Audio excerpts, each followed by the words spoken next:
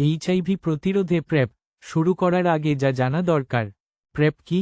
Prep, pre exposure prophylaxis, হলো একটি ওষুধ যা আপনি এইচআইভি প্রতিরোধ করতে গ্রহণ করেন। এতে দুটি সক্রিয় উপাদান, টেনোফোভির ডিসোপ্রোক্সিল এবং এমট্রিসিটাবিন, একটি একক ট্যাবলেটে থাকে।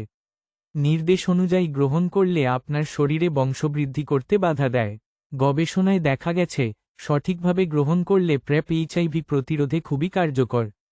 শুরু করার আগে মূল বিষয়গুলো। শুরু করার জন্য আপনাকে এইচআইভি নেগেটিভ হতে হবে।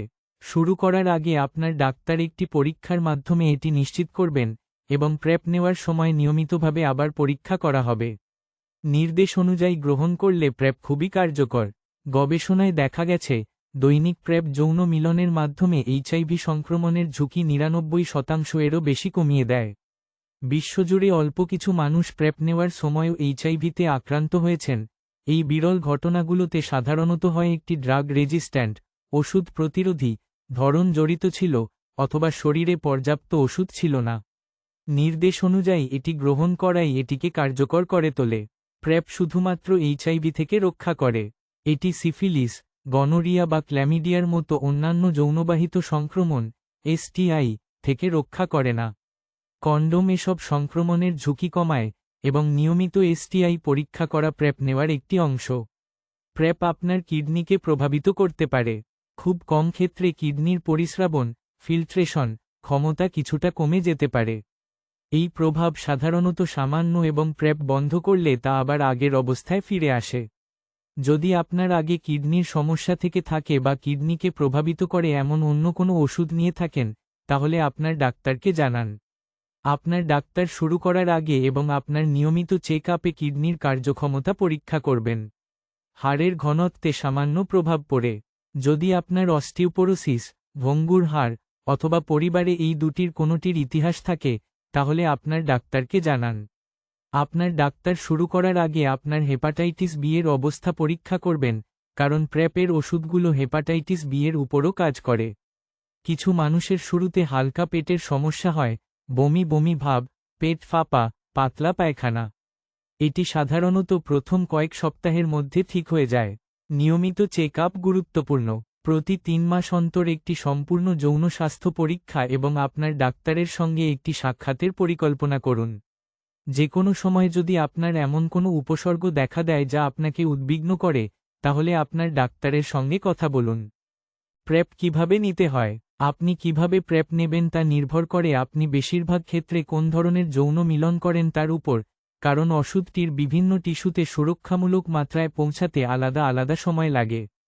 পাউপথে যৌন মিলন করেন এমন গে ও বাইসেক্সুয়াল পুরুষদের জন্য এখানে দুটি বিকল্প আছে, এবং দুটিই ভালো কাজ করে।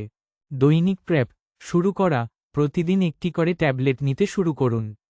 প্রায় ৩ দিন দৈনিক ট্যাবলেট নেওয়ার পর আপনি পাউপথের যৌন মিলনের জন্য সুরক্ষিত হবেন। যদি আপনার আরও দ্রুত সুরক্ষা প্রয়োজন হয়, তাহলে আপনার একদম প্রথম ডোজ হিসেবে 2টি ট্যাবলেট একসঙ্গে নিতে পারেন, যা প্রায় 2 ঘন্টার মধ্যে সুরক্ষামূলক মাত্রায় পৌঁছায়। এরপরে প্রতিদিন একটি করে ট্যাবলেট নেওয়া চালিয়ে যান।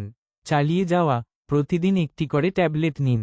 প্রতিদিন একই সময়ে নেওয়া জরুরি নয়, তবে একটি নির্দিষ্ট সময়ে বেছে নিলে মনে রাখা সহজ হয়। বন্ধ করা। আপনার শেষ পাউপথের যৌন মিলনের পরও প্রেপ নেওয়া চালিয়ে যান, 24 ঘন্টা পর একটি ট্যাবলেট এবং 48 ঘন্টা পর একটি ট্যাবলেট। এই অতিরিক্ত 2 দিন সাম্প্রতিক যে কোনো এক্সপোজার কভার করার জন্য সুরক্ষামূলক মাত্রা বজায় রাখে। এরপর আপনার নেওয়া শেষ। চাহিদা অনুযায়ী প্রেপ। 2-1-1 পাউপথে যৌন মিলন করেন এমন গে ও বাইসেক্সুয়াল পুরুষদের ক্ষেত্রে চাহিদা অনুযায়ী ডোজিং নিয়ে ভালোভাবে গবেষণা হয়েছে। আইপেরগে ট্রায়ালে এটি এইচআইভির ঝুঁকি প্রায় 86% কমিয়েছে, এবং সঠিকভাবে নেওয়া হলে ফলো অন গবেষণায় তা প্রায় 97% পর্যন্ত বেড়েছে। 2টি ট্যাবলেট একসঙ্গে যৌন মিলনের 2 থেকে 24 ঘন্টা আগে। 1টি ট্যাবলেট সেই প্রথম ডাবল ডোজের 24 ঘন্টা পর। 1টি ট্যাবলেট তার 24 ঘন্টা পর, লোডিং ডোজের 48 ঘন্টা পর। যদি যৌন মিলন কয়েকদিন ধরে চলতে থাকে, তাহলে প্রতি 24 ঘন্টায় একটি করে ট্যাবলেট নেওয়া চালিয়ে যান, এবং শেষবার যৌন মিলনের 48 ঘন্টা পর আপনার শেষ ট্যাবলেটটি নিন। মূল বিষয়গুলো।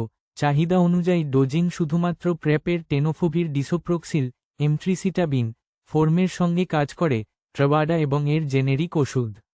24 ঘন্টা ও 48 ঘন্টার ট্যাবলেটগুলোর জন্য অ্যালার্ম সেট করুন। চাহিদা অনুযায়ী ডোজিং ব্যর্থ হওয়ার সবচেয়ে সাধারণ কারণ হল যৌন মিলন শেষ হওয়ার পর ফলো আপ ট্যাবলেটগুলো ভুলে যাওয়া। ওই ফলো আপ ট্যাবলেটগুলোই হল আসল সুরক্ষা। আপনি যদি হেপাটাইটিস বি নিয়ে বসবাস করেন, তাহলে চাহিদা অনুযায়ী প্রেপ আপনার জন্য উপযুক্ত নয়। দৈনিক প্রেপই হবে সবচেয়ে ভালো। যারা ভ্যাজাইনাল বা নিওভ্যাজাইনাল যৌন মিলন করেন তাদের জন্য, নারী, বিষমকামী পুরুষ এবং ট্রান্স অভিজ্ঞতা সম্পন্ন ব্যক্তিরা। রিসেপটিভ, গ্রহণকারী, ভ্যাজাইনাল ও নিওভ্যাজাইনাল যৌন মিলনের জন্য দৈনিক প্রেপই হল নেওয়ার সুপারিশকৃত উপায়। পাউপথের যৌন মিলনের তুলনায় এই টিস্যুগুলোতে টেনোফোভির সুরক্ষামূলক মাত্রায় পৌঁছাতে বেশি সময় নেয়, তাই দৈনিক ডোজিং সবচেয়ে নির্ভরযোগ্য সুরক্ষা দেয়। শুরু করা, প্রতিদিন একটি করে ট্যাবলেট নিন। প্রায় 7 দিন দৈনিক ট্যাবলেট নেওয়ার পর আপনি ভ্যাজাইনাল ও নিওভ্যাজাইনাল যৌন মিলনের জন্য সুরক্ষামূলক মাত্রা পাবেন। পাউপথের যৌন মিলনের ক্ষেত্রের মতো নয়, এখানে ডাবল ডোজ দিয়ে দ্রুত শুরু এই সময়টা কমিয়ে দেয় না, তাই পুরো 7 দিন সময় দিন। চালিয়ে যাওয়া, প্রতিদিন একটি করে ট্যাবলেট নিন। বন্ধ করা, আপনার শেষবার ঝুঁকিপূর্ণ যৌন মিলনের পর 28 দিন ধরে প্রতিদিন একটি করে ট্যাবলেট নেওয়া চালিয়ে যান। এই দীর্ঘ সময়টি সাম্প্রতিক যেকোনো এক্সপোজার কভার করার জন্য সুরক্ষামূলক মাত্রা বজায় রাখে। গর্ভাবস্থা ও জন্ম নিয়ন্ত্রণ, আপনি যদি গর্ভবতী হতে পারেন এবং কন্ডম ছাড়া যৌন মিলন করেন, তাহলে মনে রাখবেন আপনি গর্ভবতী হয়ে পড়তে পারেন। আপনি যদি গর্ভধারণের চেষ্টা না করেন তাহলে জন্ম নিয়ন্ত্রণের কথা ভাবুন।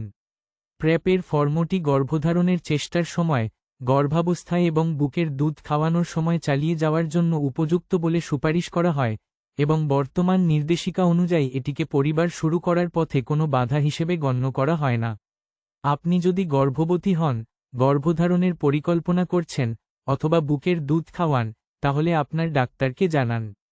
ইভেন্ট ভিত্তিক ডোজিং, ডাক্তারের সঙ্গে আলোচনা করার মতো একটি নতুন বিকল্প। এই গোষ্ঠীর জন্য দৈনিক প্রেপই হল প্রমিত, সুপারিশকৃত বিকল্প।